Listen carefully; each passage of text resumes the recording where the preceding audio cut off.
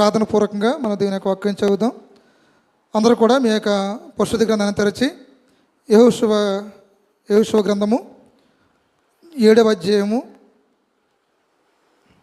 యెహోషువ గ్రంథము 7వ అధ్యాయము 24 నుంచి 26 వరకు చదువుకుని ప్రార్థన చేసుకుని దీనికి వాక్యం వెళ్దాము. యెహోషువ గ్రంథము 7వ అధ్యాయము 24 నుంచి ఈ విధంగా రాయబడి ఉంది. నేను చదువుతున్నాను, జాగ్రత్తగా మీ గ్రంథాలని పరిశీలించవలసిందిగా తెలియజేస్తూ ఉన్నాను. తరువాత యెహోషువయు ఇశ్రాయేలీయులందరూ జెరహు కుమారుడైన ఆకానును, ఆ వెండిని, ఆ పై వస్త్రమును, ఆ బంగారపు కమ్మిని, ఆకాను కుమారులను, కుమార్తెలను, ఎద్దులను, గాడిదలను, మందను, డేరాను, వానికి కలిగిన సమస్తమును పట్టుకొని ఆకోరు లోయలకు తీసుకుని వచ్చిరి.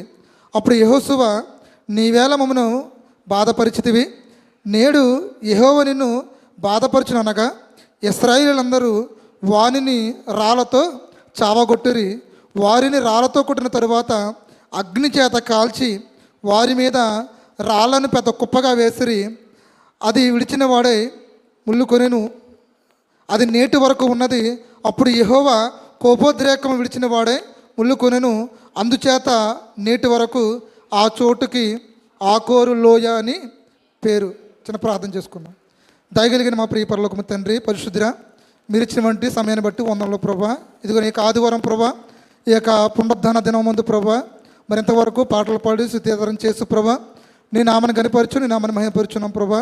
ఇదిగో నీ యొక్క సమయంలో ప్రభా, వాక్యాన్ని విత్తుకున్న సమయం ప్రభా, దీనిని నేను నిలబడి ప్రభా నీ యొక్క వాక్యాన్ని విత్తుతూ ఉండగా నీ యొక్క ఆత్మ సహాయము నడిపింపు నాకు దయచుని ప్రార్థిస్తూ ప్రభా, వినిచిన వారికి వినగల చెవులు గ్రహించగలుగుతుంది దయచుని ప్రార్థిస్తూ ప్రభా, మరి విత్తబడిన మాటలు ప్రభా మంచి నేలను పడి ఫలించే గొప్ప కృపను దయచుని ప్రార్థిస్తూ ప్రభు, ఇక జరుగుతున్న ఈ యొక్క వాక్య పరిచర్య ద్వారా ప్రభా, ప్రారంభం నుంచి ముగింపు వరకు సమస్త మహిమగంత ప్రభావాన్ని చెల్లించుకుంటామని యేసుక్రీస్తు పరిశుద్ధ నామమున అడిగి వేడుకున్నాం ప్రియ పరలోకపు మా తండ్రి, ఆమీన్. మంచిదండి. మరి మనం చదివిన లేఖన భాగంలో ఒక లోయ గురించి ఇక్కడ పరిశుద్ధాత్మ దేవుడు మనకు తెలియజేస్తున్నాడు. ఆ లోయ ఏంటంటే ఆకోరు లోయ. కాబట్టి ఈ ఆకోరు లోయకి పుట్టినోట్లు ఏమైనా రాయబడిందంటే కనుక బాధ లోయ. ఈ ఆకోరు లోయకు బాధ లోయ అని మనకు కనిపిస్తూ ఉంది. అదేవిధంగా హోషేయ గ్రంథంలో కూడా ఈ ఆకోరు లోయ గురించి రాయబడి ఉంది. అది కూడా చూసుకుని మనం వాక్యాన్ని ముందుకు తీసుకుని వెళ్దాము. హోషేయ గ్రంథము 2వ అధ్యాయము 15వ వచన భాగం చదువుకుందాం. 746వ పేజీ. అక్కడ నుండి దాన్ని తోడుకుని వచ్చి దానికి ద్రాక్ష చెట్ల నెత్తును ఆకోరు అనగా శ్రమగల లోయ. కాబట్టి ప్రియ దేని వల్లరా, ఈ యొక్క యెహోషువ గ్రంథంలో ఆకోరు లోయ మనకు కనిపిస్తూ ఉంది. ఈ ఆకోరు లోయ అనగా బాధల లోయ, అదేవిధంగా శ్రమగల లోయగా మనకు కనిపిస్తూ ఉంది. అదేవిధంగా సమస్యల లోయ, కష్టాల లోయ. ఇంకా మనం క్లియర్గా తెలుసుకున్నట్లయితే కనుక ఈ ఆకోరు లోయ దేనికి సాదృశ్యంగా కనిపిస్తుందంటే నరకానికి సాదృశ్యంగా కనిపిస్తూ ఉంది. కాబట్టి అలాంటి ఆకోరు లోయ యొక్క అనుభవాలని, లేదంటే ఆకోరు లోయలోనికి మరి ఇక్కడ మనకు ఆకాను అని ఒక భక్తుడు కనిపిస్తూ ఉన్నాడు. ఆకాను అనే ఒక వ్యక్తి మనకి కనిపిస్తూ ఉన్నాడు. ఆయన కుటుంబము, ఆయన సమస్తము కూడా ఆకోరు లోయలోకి తీసుకుని వెళ్ళి లోయలో పడవేసి మరి ఆయన్ని కాల్చివేసి మరి వాళ్ళ మీద రాళ్ళను కుప్పగా వేసినట్లుగా మనం లేఖన భాగాన్ని చదివాం. కాబట్టి ఈ యొక్క ఆకోరు లోయ యొక్క వెళ్ళడానికి గల ప్రధాన కారణాలు ఏంటని ఒకసారి మనం ఆలోచన చేద్దాం. ప్రీతులారా, ఈ యొక్క ఆకోరు లోయ గురించి మనం తెలుసుకోవాలంటే కొంచెం చరిత్ర భాగంలోకి మనం వెళ్ళి ఆలోచన చేయవలసిన వారు విన్నాం. కాబట్టి ఇశ్రాయేలీయులు అనగా దేవుని యొక్క ప్రజలు, దేవుని యొక్క సొత్తు అయినటువంటి ప్రజలు. ఈ యొక్క ఇశ్రాయేలు ప్రజలు ఇంచుమించు 430 సంవత్సరాలు ఐగుప్తు బానిసత్వంలోనికి వారు వెళ్ళిపోయారు.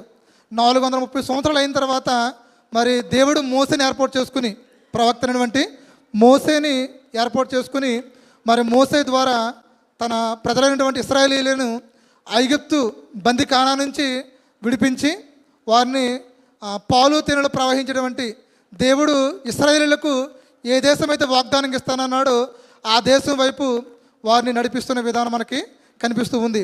అయితే కొన్ని సంవత్సరాలు లేదంటే కొంత దూరము వారు ప్రయాణాన్ని కొనసాగించిన తర్వాత మరి మోసే గారు మృతి చెందడం అనేది జరిగింది. ఆ మోసే గారు మృతి చెందిన తర్వాత ఆ యొక్క నాయకత్వ బాధ్యతల్ని ఎవరు తీసుకున్నారంటే కనుక ఈ గ్రంథకర్త అయినటువంటి యెహోషువ గారు ఆ బాధ్యతలను తీసుకుని మరి ఆ ఇశ్రాయేలు ప్రజలని వారికి ముందుండి మరి వాళ్ళని కానాను వైపు నడిపిస్తూ ఆ దేశాలు ఆ ప్రాంతాలను దాటుకుంటూ వాళ్ళు వస్తూ ఉన్నారు.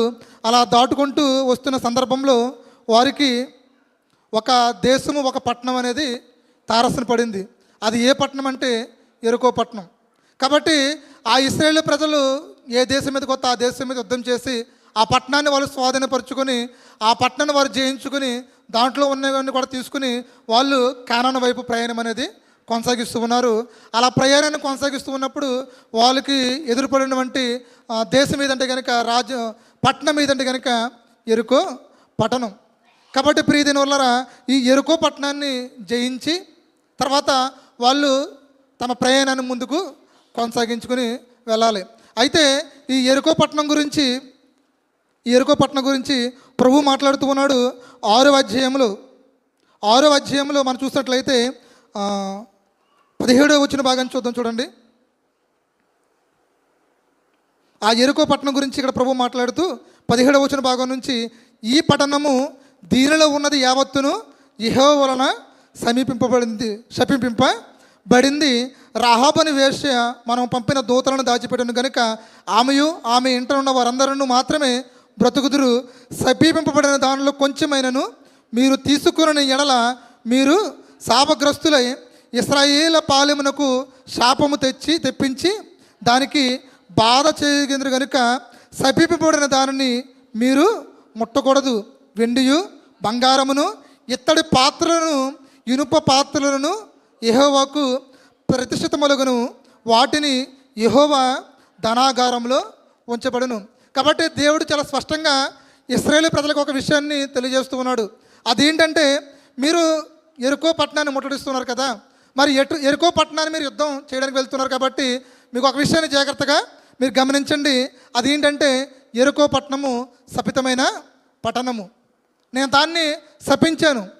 కాబట్టి ఈ యెరికో ప్రాంతము శపితమైనటువంటి ప్రాంతం కనుక మీరు జాగ్రత్తగా ఆలోచన చేయవలసిన విషయం ఏంటంటే కనుక ఆ శపింపబడిన దానిలో ఏ వస్తువును కూడా మీరు తీసుకోకూడదు, ఏ వస్తువును కూడా మీరు ఆశించకూడదు, ఏ వస్తువును కూడా దాన్ని మీరు ముట్టుకోకూడదు. ఎందువలనంటే అది శపింపబడిన ప్రాంతము. కాబట్టి ఒకవేళ మీరు ఆ వస్తువుల్ని మీరు తీసుకున్నట్లయితే, ఆ వస్తువుల్ని కనుక మీరు ముట్టుకున్నట్లయితే కనుక మీరు కూడా శాపగ్రస్తులైపోతారు. మీరు కూడా శాపగ్రస్తులయ్యి మిమ్మల్ని పాలెమునకు తెప్పించి మిమ్మల్ని బాధ కలిగజేస్తానని చెప్పి దేవుడు ముందుగానే ఇశ్రాయేలు ప్రజల్ని హెచ్చరించాడు. తర్వాత అంటూ ఉన్నాడు, ఆ యెరికో పట్టణంలో ఉన్నటువంటి బంగారము, వెండి, ఇత్తడి, ఇనుము అవన్నీ కూడా ఎవరికంటే కనుక దేవునికి చెందేటువంటి వస్తువులు. కాబట్టి అవన్నీ కూడా మీరు తీసుకెళ్ళి ఎక్కడ ఏం చేస్తారంటే కనుక యెహోవా దానాగారంలో, యెహోవా మందిరంలో, యెహోవా దానాగారంలో వాటిని ఉంచమని చెప్పి దేవుడు ముందుగా యెహోషువకు తెలియజేశాడు.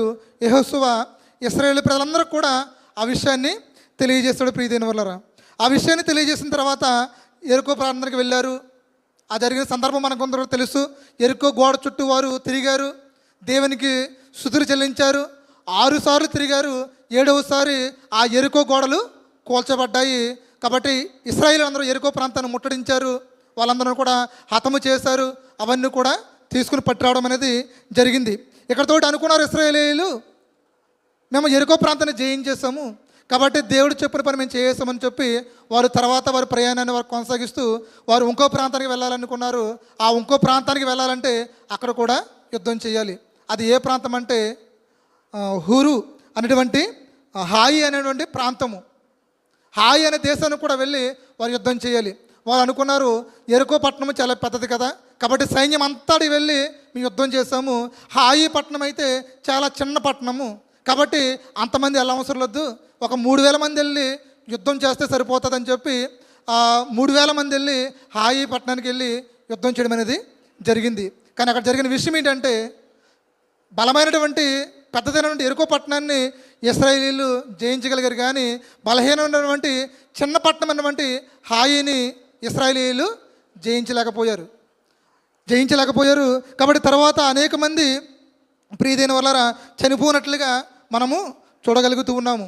ఆ విషయము యెహోషువకు తెలిసిన తర్వాత యెహోషువ తన బట్టలు చింపుకొని దేవుని సన్నిధిలో ఏడ్చినట్లుగా మనము చూస్తూ ఉన్నాము. అయితే దేవుడు అంటూ ఉన్నాడు, ఓ యెహోషువ, నువ్వెందుకు ఏడుస్తూ ఉన్నావు? నువ్వెందుకు ఏడుస్తూ ఉన్నావు? ఇశ్రాయేలీయులు పాపము చేశారు, వారిలో పాపం ఉంది కాబట్టి నేను వారికి జయాన్ని ఇవ్వలేకపోయాను. కాబట్టి వారిలో కనుక ఉన్న పాపాన్ని కనుక వాడు కడుక్కున్నట్లయితే, వారిలో ఉన్నటువంటి ఆ పాపాన్ని కనుక వాళ్ళు విడిచిపెట్టినట్టు కనుక నేను వారికి జయాన్ని ఇస్తానని చెప్పి ప్రియదైన వల్లరా దేవుడు యెహోషువతోటి మాట్లాడడం అనేది జరిగింది. అయితే దేవుడు ముందుగానే ఇశ్రాయేలు ప్రజలకి చాలా స్పష్టంగా తెలియజేశాడు, మీరు ఎరుకోకి వెళ్తూ ఉన్నారు, ఎరుకో శపితమైన ప్రదేశము కనుక మీరు దాంట్లో ఏది కూడా ముట్టుకోకూడదని చెప్పినప్పుడు, అయితే అక్కడ జరిగిన విషయం ఏంటంటే ఎందుకు ఇశ్రాయేలీయులు హాయిలో ఓడిపోయారు అని మనం ఆలోచన చేసుకున్నట్లయితే ప్రియదైన వల్లరా, ఎందుకు హాయిలో కనుక వాళ్ళు ఓడిపోయారని మనం చూసినట్లయితే వారు చేసిన తప్పిదము ఏంటంటే చూడండి, 7వ అధ్యాయము యెహోషువ గ్రంథము 7వ అధ్యాయము 11వ వచనం చూడండి. దేవుడు అంటూ ఉన్నాడు 10వ వచనం నుంచి, యెహోవా యెహోషువతో ఇట్లనెను, లెమ్ము, నీవేళ ఇక్కడ ముఖము నేల మోపుకొందువు. ఎందుకు ఏడుస్తున్నావు యెహోషువ? ఎందుకు ఏడుస్తున్నావు? 11వ వచనంలో, ఇశ్రాయేలీయులు పాపము చేసి ఉన్నారు. ఎవరంటే పాపం చేస్తా? ఇశ్రాయేలీయులు పాపం చేశారు కాబట్టి వాళ్ళు ఓడిపోయారు. వాళ్ళు ఏం పాపం చేశారంటే కనుక ఆయన అంటూ ఉన్నాడు, నేను వారితో చేసిన నిబంధనను వారు మీరిపోయి ఉన్నారు. నేను వారికి ఆజ్ఞాపించాను, నేను వారికి ఒక నిబంధన చేశాను. అదేంటంటే ఎరుకో పట్టణంతో ఒక నిబంధన చేశాను. అయితే వారు ఆ నిబంధనను మీరి ఉన్నారు. శపితమైన దాన్ని కొంత తీసుకొని దొంగిల్లి బొంకి తమ సామానులో దానిని ఉంచుకొని ఉన్నారు. కాబట్టి ఇశ్రాయేలీయులు శాపగ్రస్తులై తమ శత్రువుల ఎదుట నిలువలేక తమ శత్రువుల ఎదుట వెనుక తిరిగిరి. శాపగ్రస్తులైన వారు మీ మధ్యన ఉండకుండా మీరు వారిని నిర్మూలన చేస్తేనే తప్ప నేను మీకు తోడై ఉండను. చూడండి ప్రియ దేవుని వల్లరా, ఇక్కడ ఇశ్రాయేలీయులతో దేవుడు నిబంధన చేసుకున్నాడు, ఎరుకో పట్టణము శపితమైంది, దాంట్లో మీరు ఏమీ కూడా ఉంచుకోకూడదని చెప్పారు. అయితే ఈ ఇశ్రాయేలీయులు చేసిన పని ఏంటంటే దేవుడి నిబంధనను వారు మీరారు, దేవుని మాటను వారు లెక్క చేయలేదు. సేవకుడి యొక్క మాటను వారు ఏం చేస్తారంటే పెడచెవున పెట్టారు. ఎందుకంటే దేవుడు తన సేవకుడు అటువంటి యెహోషువతో మాట్లాడాడు. యెహోషువ దేవుని ప్రజలైనటువంటి ఇశ్రాయేలుతోటి విషయాన్ని తెలియపరిచాడు. దేవుడు ఏదీ దోసుకోలేదు, సేవకుడు కూడా ఏదీ కూడా దోసుకోలేదు. దేవుడు చెప్పిన ప్రతి మాట కూడా సేవకుడు అనేటువంటి యెహోషువ ఏం చేస్తాడంటే ఇశ్రాయేలు ప్రజలకి తెలియజేశారు. కానీ ప్రజలు ఏం చేశారంటే దేవుడి మాటను పెడచెవిని పెట్టారు, సేవకుడి మాటను పెడచెవిని పెట్టాడు. దాని ప్రతిఫలం ఏంటంటే వారు శాపాన్ని కొని తెచ్చుకున్నారు, పాపంలోనికి వాళ్ళు దిగిపోయారు. కాబట్టి దేవుడు అంటూ ఉన్నాడు, వారుకున్న శాపాన్ని వారు విడిచిపెడితేనే కానీ, వారు నిర్మూలన చేస్తే కానీ నేను వారితోకి మాట్లాడను, నేను వారికి తోడే ఉండనని చెప్పి దేవుడు చాలా క్లియర్గా అక్కడ తెలియపరచడం అనేది జరిగింది. అయితే యెహోషువతో మాట్లాడుతున్నాడు దేవుడు, అయితే ఆ ఇశ్రాయేలు ప్రజల్ని, ఆ యూదా జనాంగాన్ని, ఇశ్రాయేలు ప్రజల్ని నువ్వేం చేస్తావంటే కనుక శుద్ధిపరచు, ఎవరు పాపం చేశారో తెలిసిపోద్దని చెప్పినప్పుడు ఆ యెహోషువ చేసిన పని ఏంటంటే ఆ ఇశ్రాయేలీయుల 12 గోత్రాల ప్రజల్ని పిలిచాడు. 12 గోత్రాల ప్రజలను పిలిచిన తర్వాత ఆ 12 గోత్రాల ప్రజలను ముందు పెట్టిన తర్వాత యూదా గోత్రము పట్టబడింది. ఆ యూదా గోత్రం పట్టబడిన తర్వాత జెరుహు వంశీయులు పట్టబడ్డారు. జెరీలు వంశీయులు పట్టబడిన తర్వాత జబ్ది పట్టబడ్డాడు. ఆ జబ్ది కుటుంబంలో నుంచి పాపం చేసినటువంటి వ్యక్తి, శాపానికి లోనైన వ్యక్తి ఎవరంటే కనుక ఆకాను. మనం ఎవరి కుటుంబం గురించి అయితే ముందు వచ్చిన మనం చదువుకున్నామో ఆ కుటుంబ యజమానటువంటి ఆకాను పట్టబడినట్లుగా మనం చూస్తూ ఉన్నాం ప్రియతులారా. ఆ ఆకాను పట్టబడిన తర్వాత జరిగిన విషయము మనం చూసాము. 24వ వచనం మనం చూసాము. ఆ పాపానికి ఆ శపితమైన వస్తువులు తీసుకోవడం వల్ల ఆకాను కుమారులు, ఆకాను కుమార్తె, ఆకాను భార్య, ఆకాను గొర్రెలు కదండి, పనివారు మొత్తం అందరినీ తీసుకెళ్ళి ఇప్పుడు మనం నేర్చుకున్నటువంటి ఆకోరు లోయ, అన్నటువంటి బాధల లోయ, శ్రమల లోయ, కష్టాల లోయ, శ్రమల లోయలోనికి ఆ ఆకాను కుటుంబాన్ని, ఆకాను కలిగిన సమస్తాన్ని కూడా నెట్టివేయడం అనేది జరిగింది ప్రియజనులారా. కాబట్టి ఈరోజు ఈ ఆకోరు లోయ మనం నేర్చుతున్న పాఠం ఏంటంటే కనుక, ఈ ఆకోరులోనికి ఎవరు వెళ్ళారంటే ఆకాను కుటుంబము వెళ్ళింది. అందుకు గల కారణాలు ఏంటని మనం తెలుసుకొని, ఒకవేళ అలాంటి లోయ వైపు మన బ్రతుకులు, మన ప్రయాణాలు ఉన్నట్లయితే కనుక తెలుసుకొని ఆ ఆకోరు లోయ వైపు మన ప్రయాణాలు మనము ముందుకు కొనసాగించకూడదు. ఒకవేళ ఆకోరు లోయ అనేటువంటి ఈ శ్రమల లోయ వైపు మనం ముందుకు వెళ్ళినట్లయితే కనుక చివరికి మన జీవితం కూడా ఏమవుతుందంటే నరకమయమైపోతుంది, అగ్నిగుండము లోనికి మనము వెళ్ళిపోతాం ప్రియజనులారా. కాబట్టి దేవాది దేవుడు ఈరోజు మనతో ఏం మాట్లాడుతున్నాడు కనుక, ఒకవేళ మీ ప్రయాణాలు కనుక ఆకోరు లోయ వైపు ఉన్నట్లయితే కనుక ఇప్పుడే మీ ప్రయాణాలని, మీ స్థితిని మీరు మార్చుకోండి. ఆకోరు లోయ వైపు కాకుండా, నరకం వైపు కాకుండా ప్రియజనులారా, నిత్య జీవనం వంటి పరలోక రాజ్యం వైపు మన ప్రయాణాలు ఉండాలని చెప్పి పరిశుద్ధాత్మ దేవుడు ఈ యొక్క మధ్యకాల సమయంలో మనతో మాట్లాడుతూ ఉన్నాడు. కాబట్టి ఈ ఇశ్రాయేలు వంశంలో ప్రియజనులారా పట్టబడినటువంటి ఈ ఆకాను, ఈ ఇశ్రాయేలీయులు చేసిన పని ఏంటంటే, మొట్టమొదటిగా చేసిన పని ఏంటంటే దేవుని యొక్క మాటను, సేవకుడు యొక్క మాటను వీళ్ళు పెడచోన పెట్టారు. దేవుని యొక్క మాటని వీళ్ళు అతిక్రమించారు. దేవుడు వారికి ఆజ్ఞాపించాడు, దేవుడు వారితో నిబంధనలు వారు చేసుకున్నారు. కానీ ఇశ్రాయేలీయులు ఏం చేశారంటే కనుక ఆజ్ఞని అతిక్రమించారు. కాబట్టి మొట్టమొదటి పాపం ఏంటంటే కనుక ఆజ్ఞ అతిక్రమమే పాపము కదండి. దేవుడు ఆజ్ఞాపించాడు, ఇది చేయాలి, ఇది చేయకూడదు, ఇది తినాలి, ఇది తినకూడదు అని చెప్పి ఆజ్ఞాపించాడు. అయితే ఇశ్రాయేలీయులు చేసినటువంటి పాపం ఏంటంటే ఆజ్ఞను అతిక్రమించారు. ఆజ్ఞ అతిక్రమణ పాపము. అంత మాత్రమే కాదు, ఇశ్రాయేలుకి దేవుడు ఇచ్చినటువంటి 10 ఆజ్ఞల్ని వారు పాటించలేదు. వారు ఏం చేశారంటే చూడండి, వారు ఏం చేశారంటే ప్రియదేని వల్ల కొంత తీసుకున్నారు, దొంగిలిల్లారు, తర్వాత బొంకారు, తర్వాత దాచుకున్నట్లుగా మనకి కనిపిస్తూ ఉంది. కాబట్టి దొంగతనం చేయకూడదు అనేది దేవుడు ఇశ్రాయేలుకి ఇస్తున్నటువంటి ఆజ్ఞ. అదేవిధంగా అబద్ధం ఆడకూడదు అనేది ఇశ్రాయేలుకి ఇస్తున్నటువంటి ఆజ్ఞ. అదేవిధంగా ప్రియదైన వారలారా, నీ పొరుగు అనేది ఏది కూడా మీరు ఆశించకూడదు అనేది దేవుడు ఇస్తున్నటువంటి ఆజ్ఞ. వారు ఆజ్ఞలు అతిక్రమించారు కాబట్టి వారి మీదకి ఏమొచ్చిందంటే పాపము వచ్చింది. కాబట్టి ఆజ్ఞ అతిక్రమనే పాపము. పాపం వల్ల వచ్చే జీతము మరణం. అది మనం అనుకున్నామంటే శారీరక మరణం కాదు. ఎందుకంటే పుట్టిన మనిషి గిట్టక తప్పదు. కాబట్టి మన వయసు రీచో, మన అనారోగ్యం రీచో, ప్రమాదాల రీచో ఏదో సమయంలో మనము చనిపోవలసిన వారమే. కాబట్టి పరిశుద్ధాత్మ దేవుడు మాట్లాడుతున్న మరణం అది కాదు కదండి.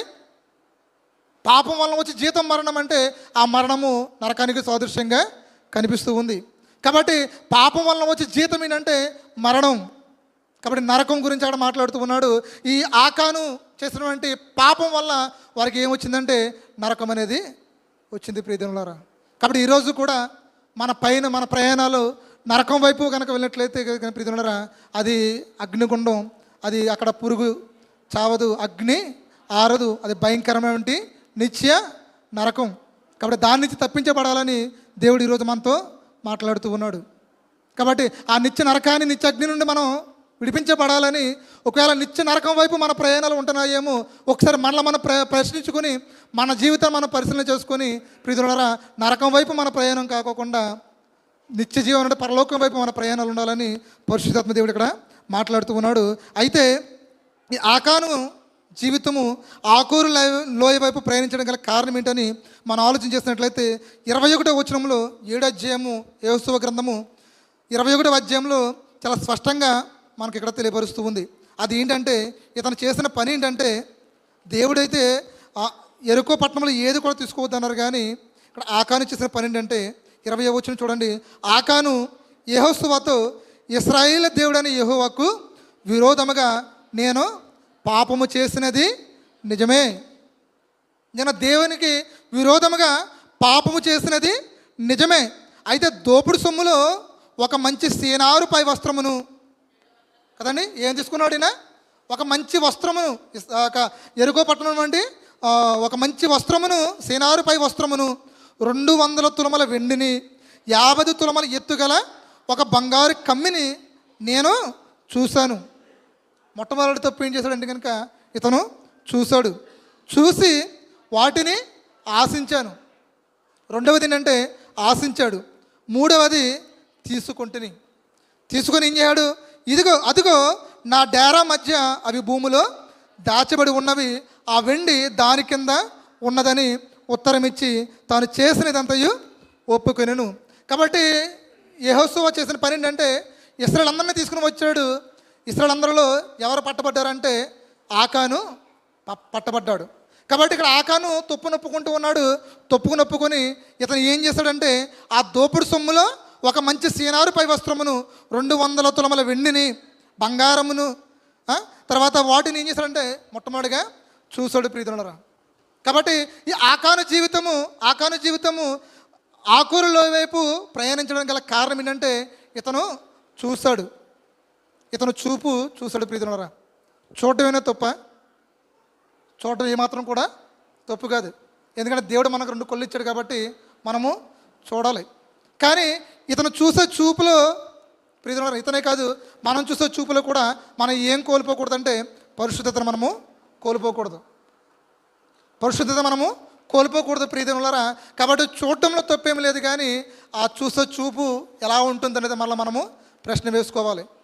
ఆకాను చూశాడు, ఆ చూపులో ఏముందంటే ప్రియతనులారా స్వార్థం కనిపిస్తూ ఉంటుంది. ఆ చూపులో దాన్ని సొంతం చేసుకోవాలంటే ఒక ఆతృత, లేదంటే ఆ చూపులో పరిశుద్ధత అనేది లేదు, పవిత్రత అనేది లేదు. కాబట్టి ఇక్కడ ఆకాను యొక్క జీవితము ఆకూరులో వైపు ప్రయాణించడం గల కారణం ఏంటంటే తన చూపులో పరిశుద్ధతను కోల్పోయింది. ప్రీతులారా. కాబట్టి ఈరోజు మన చూపుల విషయంలో కూడా ఒకసారి మనము ఆలోచన చేసుకోవాలి. మన చూపులు ఎలా ఉంటున్నావని ఒకసారి మనము ఆలోచన చేసుకోవాలి. ఈ యొక్క పరిశుద్ధ గ్రంథంలో చూపుల గురించి కొన్ని వాక్యాలు రాయడం జరిగింది. అయితే కొన్ని చూపులు ఉన్నాయి. ఆ చూపులు ఎక్కడికి దారి తీస్తున్నాయంటే కనుక ఆకూరు లోయలోనికి దారి తీస్తూ ఉన్నవి. అవి ఏంటంటే మనకు మత్తయి సువార్త 5వ అధ్యాయంలో యేసు గారు కొండ మీద ప్రసంగం చేస్తున్నప్పుడు ఆయన మోహపు చూపు గురించి మాట్లాడారు. ఏ చూపండి? మోహపు చూపు గురించి. కాబట్టి నువ్వు ఏదైనా ఒక స్త్రీని మోహపు చూపు చూసినట్లయితే అప్పుడే ఆమె హృదయంలో నువ్వు వ్యభిచారం చేసినట్లుగా అని చెప్పి దేవుడు ఇస్తున్నటువంటి ఆ చట్టంలో ఆ విషయాన్ని అక్కడ తెలియపరిచాడు. కాబట్టి ఒక చూపు మోహపు చూపు. అదేవిధంగా ఇశ్రాయేలు ప్రజల గురించి మరి యెషయా గ్రంథకర్త రాస్తూ ఉన్నాడంటే కనుక ఇశ్రాయేలు కుమార్తెల గురించి వారు వార చూపులు చూస్తూ ఉన్నారంట. యెషయా గ్రంథం 3:16. అవి ఏం చూపులండి? వార చూపులు. ఇశ్రాయేలు కుమార్తెల గురించి అక్కడ దేవుడు మాట్లాడుతూ ఉన్నాడు, వార చూపులు. అదేవిధంగా మొదటి సమయాల్లో దావీదు సౌలు గురించి మనం చూసినప్పుడు సౌలు దావీదు మీద ఎలాంటి చూపు చూశాడంటే విషపు చూపు చూశాడు. ఏ చూపండి? విషపు చూపు చూశాడు. అదేవిధంగా ఆది కాండంలో సొదొమ గొమొర దేవుడు దహిస్తూ ఉన్నప్పుడు లోతు భార్య ఏ చూపు చూసిందంటే వెనక చూపు చూసింది. కాబట్టి లోతు భార్య వెనక చూపు చూడటం వల్ల ఆమె ఉపస్తంభం అయిపోయింది. అదేవిధంగా సౌలు దావీదుని విషపు చూపు చూడటం ద్వారా సౌలు జీవితం ఏమైందో మనకందరికి కూడా తెలుసు. అదేవిధంగా ఇశ్రాయేలు కుమార్తెలు వార చూపులు చూడటం వల్ల, ఆ వార చూపులు అంటే కనుక ఆ ఇశ్రాయేలు జనాంగము విగ్రహారాధనకి వెళ్ళిపోవడం వల్ల దేవుడు వాళ్ళు ఏం చేస్తారంటే కనుక చెరకి అప్పగించాడు. అదేవిధంగా మోహపు చూపు గురించి ఇక్కడ మాట్లాడుతూ ఉన్నాడు. ఈ చూపులనే యొక్క ప్రయాణం ఏంటంటే కనుక ఈ చూపుల యొక్క ప్రయాణము ఆకోరు లోయ వైపు. ఈ చూపుల యొక్క ప్రయాణం అన్న ఎటువైపు అంటే కనుక శ్రమలు, బాధలు, కష్టాలటువంటి నరకం వైపు ప్రయాణం అనేది వెలుగుతుంది ప్రియతులారా. కాబట్టి ఈ చూపులో ఈరోజు నువ్వు ఏ చూపుని కలిగి ఉన్నావు? ఈ చూపులో ఏ చూపు కనుక మీకు లేకపోతే మీరు అదృష్టవంతులే. ఒకవేళ మోహపు చూపు, విషపు చూపు, వెనక చూపు, ఈ వార చూపులు ప్రియతులారా ఇవి చాలా భయంకరమైనటువంటి చూపులు. చూడండి, కొంతమంది పైకి బాగానే కనిపిస్తూ ఉంటారు, కానీ వారు చూసే చూపులు ఎలా ఉంటాయంటే చాలా విషపు చూపులు కదండి. మాటలైతే తేనె రాసినటువంటి ఉంటాయి, వెన్నతో పోల్చి ఉంటారు, అయితే వారి యొక్క చూపులు మంచివి కాదు ప్రియతులారా. ఈరోజు మనం మార్చుకోవాలి, మన చూపులు మనము మార్చుకోవాలి. ఒకవేళ యవనస్తులు ఎవరైనా మోహపు చూపు చూస్తున్నట్లయితే కనుక ఆ మోహపు చూపుని ఈరోజు మనము కట్ చేసుకోవాలి. మన చూపుల పరిశుద్ధత, మన చూపుల యథార్థత, మన చూపులు పవిత్రత ఉండాలి ప్రియదైన వాళ్ళరా. వార చూపులు చూడండి, వార చూపులు చూసినట్లయితే కనుక ఆ ఇశ్రాయేలు కుమార్తెలు వార చూపులు చూడటం వల్ల దేవుడు వారి మీద కోపగించి వారిని ఏం చేస్తాడు కనుక బబులోను చెరక వారిని అప్పగించేశాడు కదండి. సౌలు దావీదు మీద విషపు చూపు చూశాడు, విషపు చూపు కదండి. ఇవన్నీ కూడా ఎలాంటివంటే ఈ చూపుల యొక్క ప్రయాణం అంతా కూడా ఆకూరులో వైపు మనల్ని తీసుకుని వెళ్తాయి. ఈ చూపులన్నీ కూడా అత్యంత ప్రమాదకరమైనటువంటి చూపులు ప్రీతులరా. అయితే మనం ఎలాంటి చూపులు మనం చూడాలి అని చూసినట్లయితే కనుక భక్తుడైనటువంటి యోబు ఒక చక్కని మాట రాస్తూ ఉన్నాడు. చూడండి, యోబు తన కన్నులతోటి ఒక నిబంధన చేసుకుంటూ ఉన్నాడు.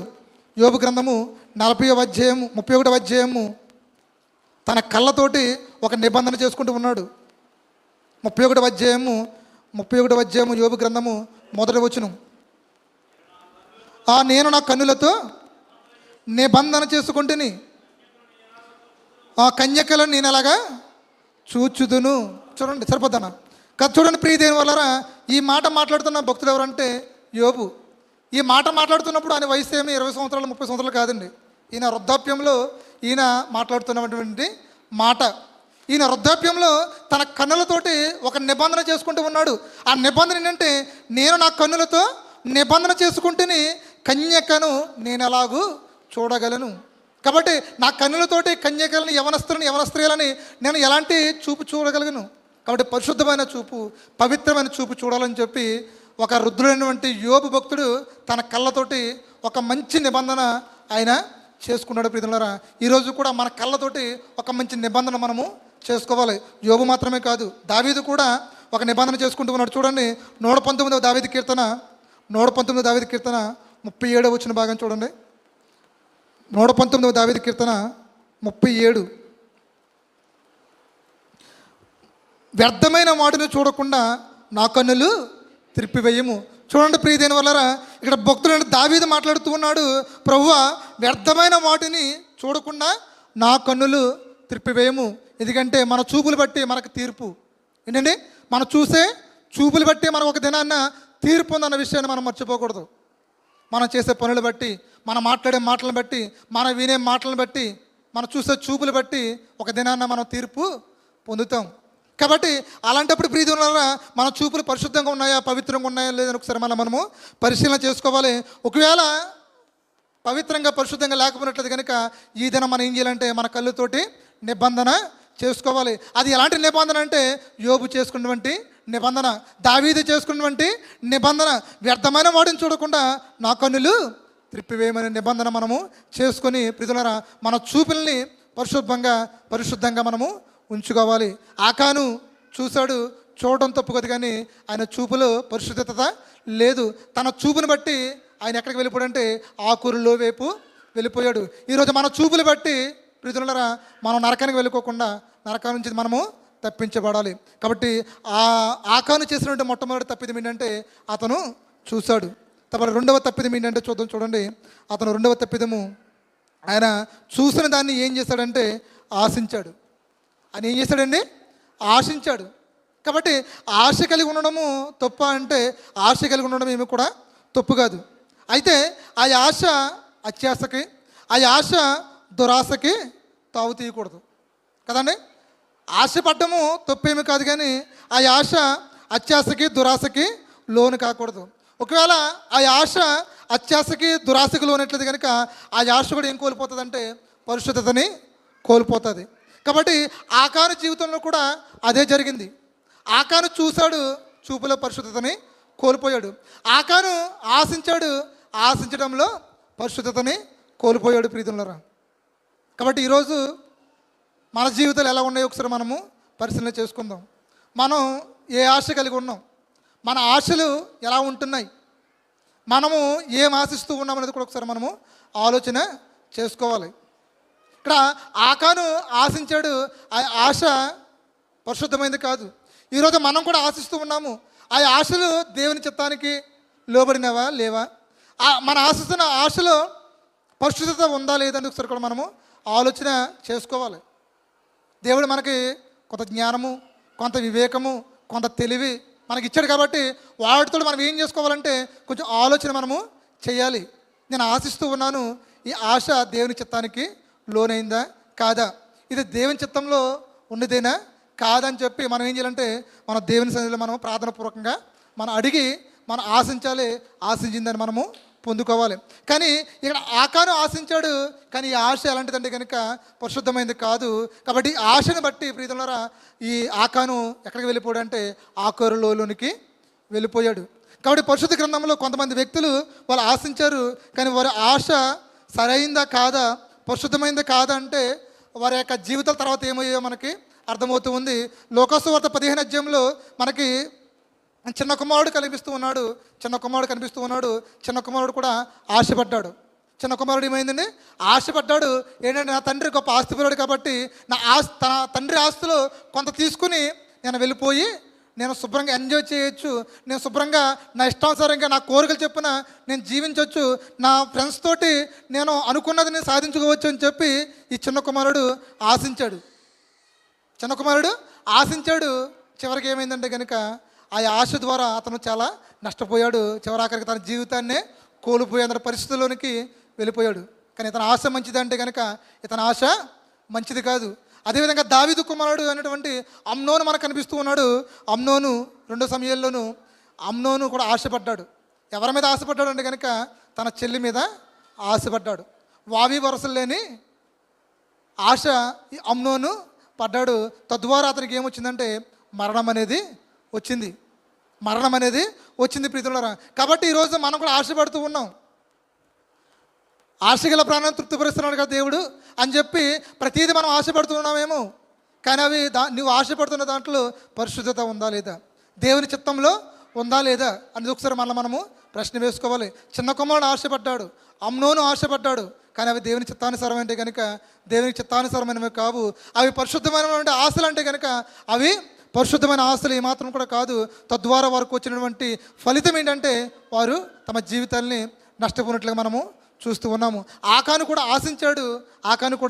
ఆశించాడు. అయితే ఆశలో పరిశుద్ధత లేదు.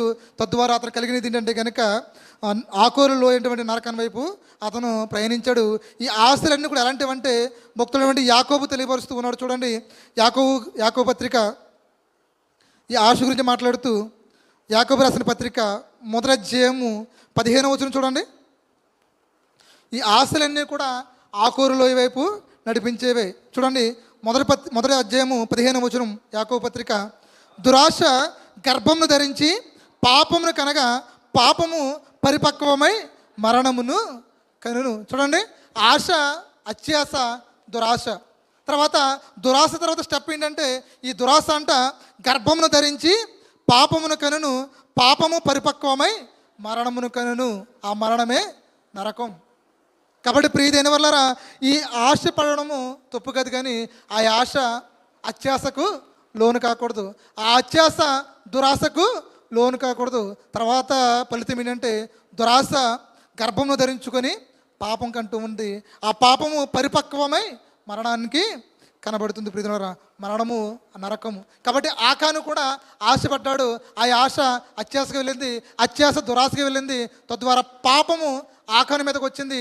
పాపం యొక్క ఫలితం ఏంటంటే కనుక నరకం. కాబట్టి ఆశించడం వల్ల ఆకాను ఆకురులో అయినటువంటి నరకానికి వెళ్ళినట్లుగా మనం చూస్తూ ఉన్నాం. మొట్టమొదటిదేమో ఆకాను చూస్తున్న చూపులో పరిశుద్ధత లేదు. ఆకాను ఆశించిన ఆశలో పరిశుద్ధత లేదు. తద్వారా ఈ ఆకాను కుటుంబం ఎక్కడికి వెళ్ళిందంటే ఆకారు లోయలోనికి వెళ్ళిపోయింది. కాబట్టి మూడవ తప్పిదం ఏంటంటే ఆకాను చేసినటువంటి మూడవ తప్పిదం ఏంటంటే ఆకాను యొక్క జీవితము ఆకోరు లోయలోనికి వెళ్ళడానికి గల మూడవ కారణం ఏంటని మనం చూసినట్లయితే అదే వచనం మనకు కనిపిస్తుంది. చూడండి, 21వ వచనంలో చూశాడు, ఆశించాడు, తీసుకున్నాడు. ఏం జరిగిందండి? మూడవ తప్పిదము అతను తీసుకున్నాడు. ఆకాను చూసిన దాన్ని ఆశించాడు, ఆశించిన దాన్ని ఆక్రమించుకున్నాడు. అది నాకు కావాలని చెప్పి అతను ఏం చేస్తాడంటే తనది కాని దాన్ని అతను ఏం చేస్తాడంటే తీసుకున్నాడు. కాబట్టి తన కాని దాన్ని ఆక్రమించుకున్న వారు ఎవరు అని చూసినట్లయితే పరిశుద్ధాత్మ దేవుడు చెప్తూ ఉన్నాడు హబక్కూకు రాసినటువంటి గ్రంథంలో, తనను కాని దాన్ని ఆక్రమించుకున్న వాడు ఎవడు అని మనం ఆలోచన చేసినట్లయితే హబక్కూకు గ్రంథము 770వ పేజీ 2వ అధ్యాయము 6వ వచనం చూడండి. 2వ అధ్యాయం 6వ వచనం హబక్కూకు. తనది కాని దాన్ని ఆక్రమించి అభివృద్ధి నొందిన వారికి శ్రమ. ఎవరికి శ్రమ అండి? ఎవరికి కష్టము? ఎవరికి బాధ? తనది కాని దాన్ని ఆక్రమించి అభివృద్ధి నొందిన వారికి శ్రమ. చూడండి ప్రియమైన వాక్యము చాలా స్పష్టంగా తెలియజేస్తూ ఉంది. మనది కానిది ఏది కూడా మంద కాదు. ఏంటండి? మనది కానిది ఏది కూడా మంద కాదు. ఒకవేళ నీది కాని దాన్ని నువ్వు తీసుకొని ఒకవేళ నువ్వు అభివృద్ధి పొందుతాను అనుకున్నావేమో, అది చివరికి ఏమవుతుందంటే కనుక శ్రమలోనికే తీసుకుని వెళ్తుంది. అది చివరికి ఎక్కడ తీసుకుని వెళ్తుంది అంటే కనుక ఆకోరు లోయలోనికే తీసుకుని వెళ్తుంది. కాబట్టి వాక్యం చాలా స్పష్టంగా తెలియపరుస్తూ ఉంది. తనది కాని దానిని ఆక్రమించి అభివృద్ధి నొందిన వానికి శ్రమ. కాబట్టి ఆకాను లేదంటే ఇశ్రాయేలీలకి దేవుడు ముందుగానే చెప్పాడు.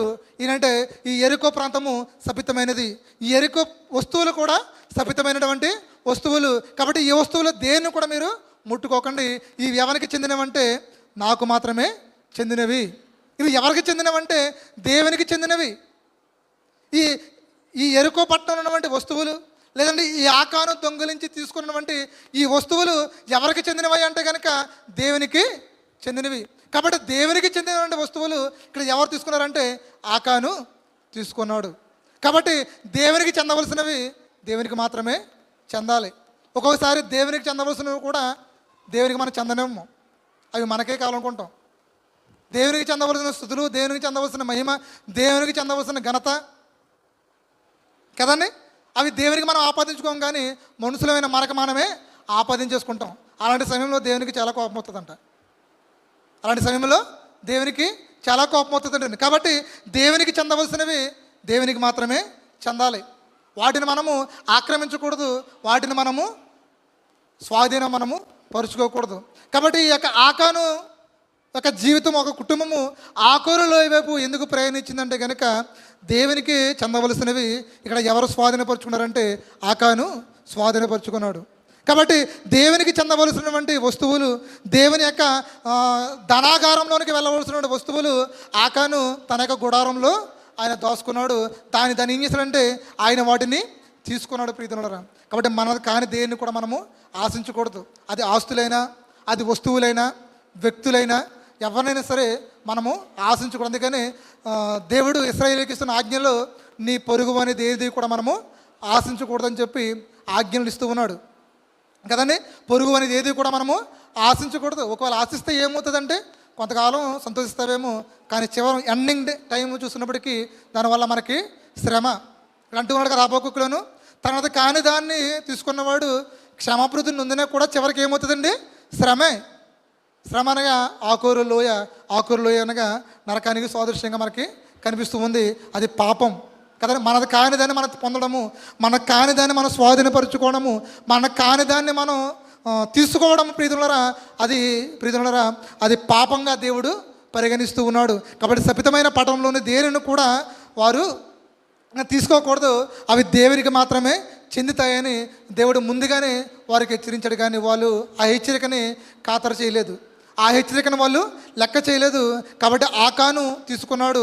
అదే ఆకోరు లోయలోనికి వెళ్ళిపోవడానికి, లేదా ఆకోరు లోయ అనుభవం పొందుకోవడానికి ప్రధానమైన కారణాలుగా మనక్కడ కనిపిస్తూ ఉంది. కాబట్టి ఆకాను చూశాడు, చూపులో పరిశుద్ధత లేదు. ఆకాను ఆశించాడు, ఆశించిన దాంట్లో పరిశుద్ధత లేదు. ఆకాను తీసుకున్నాడు, తన కాని దాన్ని అతను తీసుకున్నాడు. కాబట్టి తన జీవితము ఎక్కడికి ప్రయాణించిందంటే ఆకోరు లోయలోనికి ప్రయాణించింది. తర్వాత ఏం జరిగిందంటే, తర్వాత అంటూ ఉన్నాడు, ఇదిగో ఆ తీసుకున్న వాటిని, ఆ చూసుకున్న వాటిని, ఆశించిన వాటిని ఏం చేస్తాడంటే, అదిగో నా డేరా మధ్యన అవి భూమిలో దాచబడి ఉన్నవి. కాబట్టి ఆకాను చేసిన మరొక పని ఏంటంటే దాచుకున్నాడు. ఆకాను చేసిన మరొక పని ఏంటండి? దాచుకున్నాడు. అంటే ఎవరికి తెలియదు కదా, దేవునికి అసలే తెలియదు కదా అనుకొని ఈ ఆకాను చేసినటువంటి పని ఏంటంటే ఆ యెరికో ప్రాంతం నుంచి తీసుకున్న ఆ సీనారు పై వస్త్రమును, ఆ వెండిని, ఆ బంగారాన్ని తీసుకుని వచ్చి ఏం చేయాలంటే ఆ డేరాంలో గుంట తవ్వి ఆ గుంటలో ఏం చేశాడంటే ఈ బంగారపు కమ్మిలి పైన పెట్టాడు, పైన వస్త్రాన్ని పెట్టాడు, పైన మట్టి వేసి పూడి చేశాడు. ఎవరికీ తెలియదు కదని చెప్పి దాచేసాడు. అయితే ప్రియదేవులారా, ఒకటి మాత్రం మనం జ్ఞాపకం ఉంచుకోవాలి, ఒకటి మాత్రం మనం ఎప్పుడు కూడా మర్చిపోలేదు. ఏంటంటే దేవునికి మరుగైనది ఏది కూడా లేదు. మనుషుల్ని మనం మోసం చేయొచ్చు కదండి, మన తల్లిదండ్రులే మనం మోసం చేయొచ్చు, మన అధికారులే మనం మోసం చేయొచ్చు, కానీ దేవుని మనం మోసం చేయగలుగుతామంటే అది ఎప్పటికి కూడా జరగనటువంటి పని. కాబట్టి ప్రీతులారా, మనుషులు ఎదుట దాయడము ఈజీయే. మనకి మనుషులు ఎదుట దాయడం ఈజీ. తల్లిదండ్రులు కనిపించుకోకుండా మనం ఏమైనా దాయించవచ్చు, లేదా భర్తకు తెలియకుండా భార్యకి తెలియకుండా భర్త ఏదైనా దాయొచ్చు. కానీ దేవునికి తెలియకుండా మనం ఏం దాయగలుగుతామంటే ఏది కూడా దాయలేము. కానీ ఆ విషయాన్ని ఆకాను మర్చిపోయాడు. ఆ విషయాన్ని ఏం చేశాడండి? ఆకాను మర్చిపోయాడు. కాబట్టి దేవుని ఎదుట మనం ఏమీ కూడా దాయలేము అనే సత్యాన్ని ఆకాను మర్చిపోడు. కానీ ఈరోజు మనం ఏమాత్రం కూడా మర్చిపోకూడదు. మనం ఎప్పుడు కూడా జ్ఞాపకము ఉంచుకోవాలి. కాబట్టి అదే విషయాన్ని హెబ్రీ గ్రంథకర్త రాస్తూ చూడండి అంటూ ఉన్నాడు. 4వ అధ్యాయము, హెబ్రీ రాసిన పత్రిక 4వ అధ్యాయం 13వ వచనంలో దేవుని ఎదుట మనం ఏమీ కూడా దాయలేమనే విషయాన్ని వాక్యం ద్వారా మాట్లాడుతూ ఉన్నాడు. హెబ్రీ రాసిన పత్రిక 4వ అధ్యాయము 13వ వచనం, మరియు ఆయన దృష్టికి కనబడిన స్పష్టము ఏదీ లేదు, మనం ఎవరికి లెక్క అప్పచెప్పవలసి ఉన్నదో ఆ దేవుని కన్నులకు సమస్తమును మరుగు లేక తేటగా కనిపిస్తూ ఉంది. ఏమన్నాడండి పరిశుద్ధాత్మ దేవుడు? మరియు ఆయన దృష్టికి కనబడని స్పష్టము ఏది కూడా లేదంట. కాబట్టి ఆయన కన్నుల ఎదుట దాగేది ఏది కూడా లేదు. ఆయనకి సమస్తము చాలా స్పష్టంగా కనిపిస్తూ ఉంది. మన కళ్ళకి కొంచెం మసక రావచ్చు, మన కళ్ళకి చూపు యొక్క లోపం రావచ్చు, మనకు కావాలేమో కళ్ళజోళ్ళు, మనకు కావాలేమో భూతద్దాలు, మైక్రోస్కోప్లు. అయితే దేవునికి అవేమీ కూడా అవసరత లేదు. కాబట్టి ఆయన దృష్టికి కనబడని స్పష్టం ఏది కూడా లేదు. మనం ఎవరికి లెక్క అప్పచెప్పవలసి ఉన్నదో, మనం ఎవరికి లెక్క అప్పగించవలసి ఉన్నదో ఆ దేవుని కన్నులకు సమస్తమును మరుగు లేకుండా, కదండి, సమస్తమును కూడా మరుగు లేకుండా స్పష్టంగా కనిపిస్తుందని హెబ్రీయులో తెలియజేస్తున్నాడు.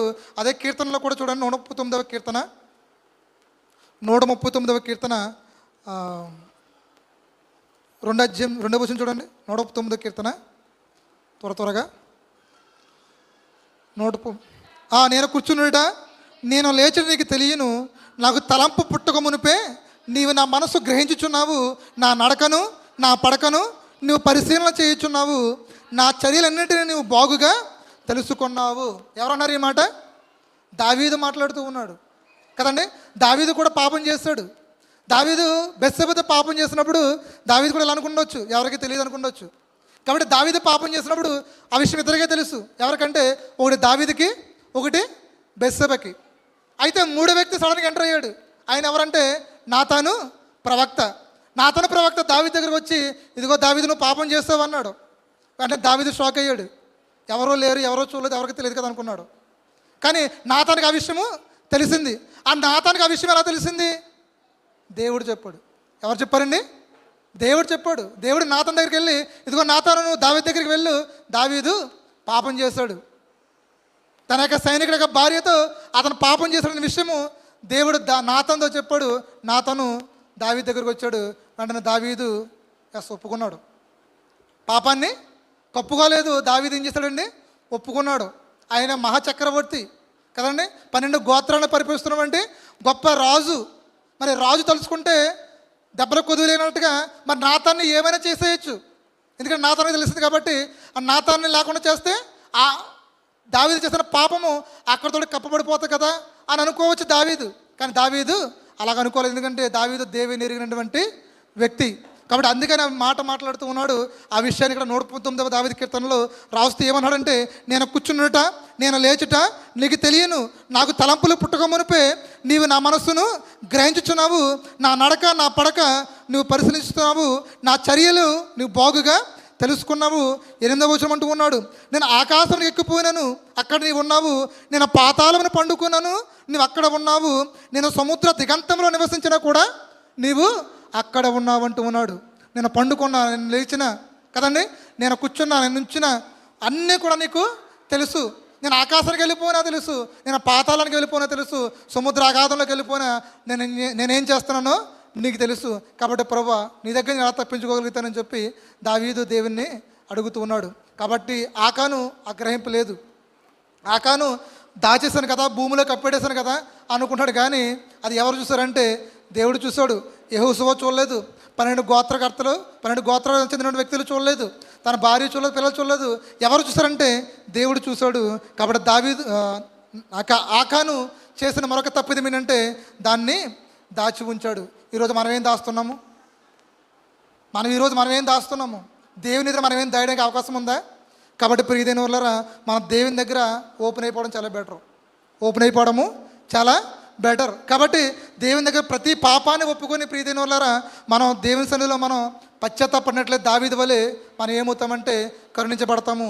దేవుడు మన యెడల కృప చూపించగలుగుతాడు. కానీ ఆకాను ఆ పని చేయలేదు. ఆకాను చివరకు ఒప్పుకున్నాడు కానీ గత్యంతరం లేక ఒప్పుకోవలసి వచ్చింది. ఒకవేళ ఆకాను పశ్చాత్తాప జీవితం కలిగిన వ్యక్తి అయితే ఆయన ఎప్పుడు ఒప్పుకోవాలంటే ఈ ఇశ్రాయేలీయులు హాయితో యుద్ధం చేసి ఓడిపోయినప్పుడే ఆకాను వెంటనే ఒప్పుకోవాలి.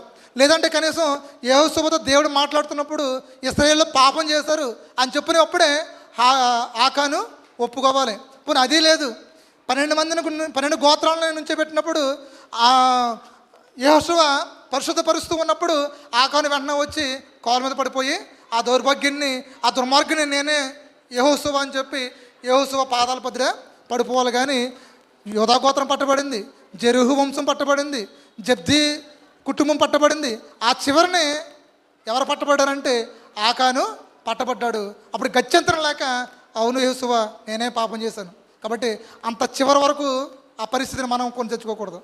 ఆకాను చివరి వరకు కొని తెచ్చుకున్నాడు, పశ్చాత్తాపం లేదు, ప్రయోజనం ఏమాత్రం కూడా లేదు. అవును నేను చూశాను, తీసుకున్నాను, దాచుకున్నాను, కప్పెట్టాను అని ఒప్పుకున్న ప్రయోజనము లేదు. ప్రియదైన వాళ్ళరా, ఈరోజు దేవుని యొక్క సేవకులు వాక్యం చెప్తూ ఉన్నారు, అనేక మంది సువార్థకులు వచ్చి వాక్యం చెప్తూ ఉన్నారు, అనేక మంది సభలు పెడుతూ ఉన్నారు, క్రిస్మస్ జరుగుతూ ఉన్నాయి, సువార్త కూడుకులు, ఉద్యోగ కూడుకులు కదండి. మన కొరకు దేవుడు అనేకమైన అవకాశాలని ఇస్తూ ఉన్నాడు. దేవుడు ఇస్తున్న అవకాశాలని మనం కనుక జార విడుచుకొని దేవుడు చెప్తున్న మాటల్ని ఇశ్రాయేలు ప్రజల వల్ల మనం కూడా పెడచవని పెట్టినట్లయితే దేవుడు మరలా మనకి అవకాశము ఇవ్వడు. అవకాశం ఉన్నప్పుడే ఆ అవకాశాన్ని మనము సద్వినియోగపరుచుకోవాలి. కాబట్టి దీపం ఉండగానే మనం ఏం చేయాలండి? ఇల్లు చక్కబెట్టుకోవాలి. దీపం మారిపోయిన తర్వాత లబో దీపం అంటే ఏ విధమైన ప్రయోజనము లేదు. ఆకానికి దేవుడు ఎన్ని అవకాశాలు ఇచ్చాడు కదండి. ఆ అవకాశాలు ఆకాన్ని సద్వినియోగపరుచుకున్నాడు అంటే కనుక సద్వినియోగ పరుచుకోలేదు, కాలయాపన చేశాడు. కానీ ఈరోజు మనం కూడా కాలయాపన చేస్తున్నామేమో. మనం చేసిన తప్పిదాలని, మన పాపాలని దేవుని ఎదుట ఒప్పుకోవడానికి కప్పుకుంటూ దాచిపెడుతూ ఉన్నామేమో. కాబట్టి దేవుని ఎదుట మనం ఏమీ కూడా దాయలేము. దేవునికి సమస్తము కూడా చాలా స్పష్టంగా కనిపిస్తూ ఉంది. ఆయనకి మెరుగైనది ఏది కూడా లేదనే విషయం మనము గ్రహించుకోవాలి. కాబట్టి అప్పుడు దేవుని పాదముల చెంతకు వచ్చి మనం ఏమేమి పాపాలు చేస్తాము, మన జీవితం ఏంటో, మన ఆలోచనలు ఏంటో, మన హృదయంలో ఉన్నటువంటి కోరికలు ఏంటో ప్రతిదీ కూడా దేవుని సన్నిధిలో ఒప్పుకొని ఆ రోజు యోబు చేసుకున్న నిబంధన, దావీదు చేసుకున్న నిబంధన మనం చేసుకుని ప్రియులారా దేవుని ఎదుట పశ్చాత్తాప జీవితాలు మనము కలిగి ఉండాలి. దావీదు ఆకాను ఒప్పుకున్నాడు కానీ గత్యంతరం లేక ఒప్పుకున్నాడు. తద్వారా ఏం జరిగిందంటే అతను క్షమించబడలేదు. మీరు అనుకోవచ్చేమో చాలామంది యవనస్తులతో మాట్లాడుతూ ఉన్నప్పుడు వాళ్ళు ఏమంటారంటే కనుక నాకు ఇంకా బోలు వయసు ఉంది బ్రదర్ కదండి, నేను ఇప్పుడిప్పుడే అన్ని లోకాన్ని చూస్తూ ఉన్నాను, నేను మాడడానికి ఇంకా బోలు వయసు ఉంది, బోలు ఆరోగ్యం ఉంది అని చెప్తూ ఉంటారు. కానీ నాకు ఇంకా బోల్ సమయం ఉంది, సిలిం మీద దొంగలు ఉన్నారు కదా అని చెప్పి ఎగ్జాంపుల్గా దొంగను చూపిస్తూ ఉన్నాడు. దొంగ చివరి నిమిషంలో మారిపోడు కదా. కానీ దొంగకి అవకాశం ఉంది, అవకాశం మనకు ఉంటుందంటారా? అవకాశం మనకు ఉంటుందా? ఏమో తెలియదు, రేపు ఏం సంభవించినో మనకు తెలియదు. కనుక ఇదే మిక్కిలి అనుకూలమైనటువంటి రక్షణ సమయం. కాబట్టి ఈ సమయం మన దగ్గర నుంచి వెళ్ళిపోయింది అనుకోండి, నెక్స్ట్ మినిట్ ఏం జరుగుతుందో మనకు తెలియదు. కానీ ఆకాను ఒకవేళ ముందు పశ్చాత్తాపడి ఒప్పుకుంటే దేవుడు ఒకవేళ క్షమించేదేమో. కానీ తర్వాత ఒప్పుకున్నాడు కానీ ఏమాత్రం కూడా ప్రయోజనం అనేది లేదు. ఎందుకంటే శపించబడిన దాన్ని వాళ్ళు తీసుకున్నారు, వారి ఆజ్ఞని అతిక్రమించాడు. కాబట్టి ఆకానికి క్షమాపణ అనేది లేదు.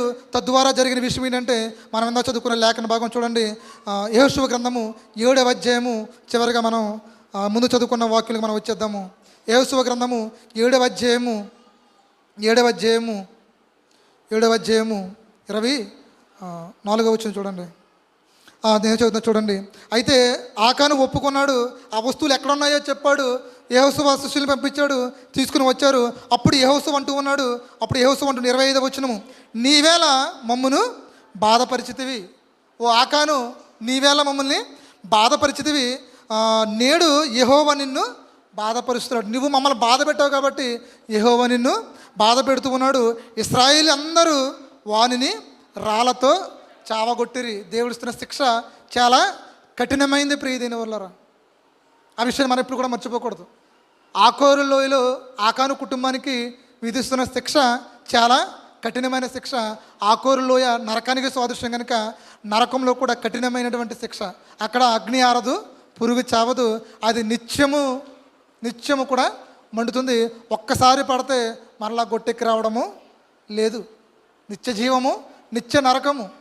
కాబట్టి ప్రియమైన వల్ల ఈ ఆకోరు లోయ ఇశ్రాయేలందరూ కూడా రాళ్ళతో చావగొట్టిరి. వారిని రాళ్ళతో కొట్టిన తరువాత అగ్ని చేత వాళ్ళని కాల్చివేశాడు. రాళ్ళతో చావగొట్టారు, ఒక స్టెప్ అయిపోయింది. రెండవది అగ్నితోటి కాల్చివేశారు, రెండో స్టెప్ అయిపోయింది. మూడోది ఏంటంటే వారి మీద రాళ్లను కుప్పగా వేశారంట. చూడండి, రాళ్ళతో కొడితే సరిపోదా? మళ్ళీ కాల్చారు. మరి కాల్చితే సరిపోదా? ఏం చేశారు? రాళ్ళతోటి పెద్ద కుప్పగా వేశారు. అంత భయంకరమైన శ్రమ ఆకాను కుటుంబానికి వచ్చిందో చూడండి ప్రియులారా. గల కారణం ఏంటంటే ఆకాను పరిశుద్ధమైన చూపు చూడలేదు, పరిశుద్ధమైన ఆశించలేదు. తన కాని దాన్ని ఆయన తీసుకున్నాడు, దాచుకున్నాడు, కప్పెట్టుకున్నాడు, ఒప్పుకోలేదు. చూడండి ఎన్ని తప్పిదాలు, ఎన్ని పాపకరమైనటువంటి పరిస్థితులు ఆకాను ప్రయాణించాడు. ఒక్కసారి మీరు చూడండి. తద్వారా ఏం జరిగిందంటే ఆకాను కుటుంబము కదండి, ఆకానును ఆ కుటుంబం అంతా కూడా జరిగిన పరిస్థితి ఏంటంటే ఆ కుటుంబం అంతా కూడా తీసుకుని వెళ్ళిపోయి ఆకోరు లోయలో పడవేయడం అనేది జరిగింది.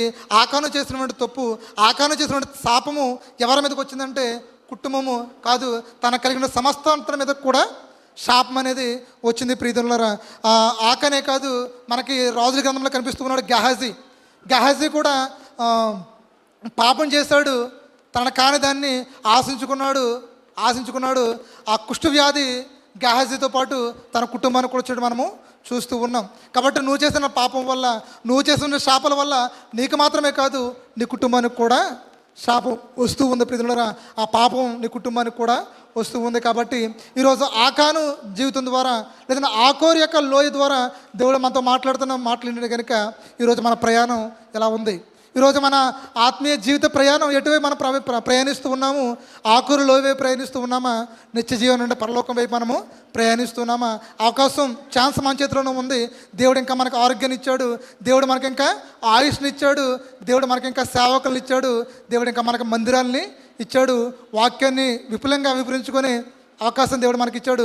రేపు ఎలా ఉంటుందో తెలియదు, మందిరాలు ఉంటాయో లేదో తెలియదు, సేవకులు ఉంటారో లేదో తెలియదు.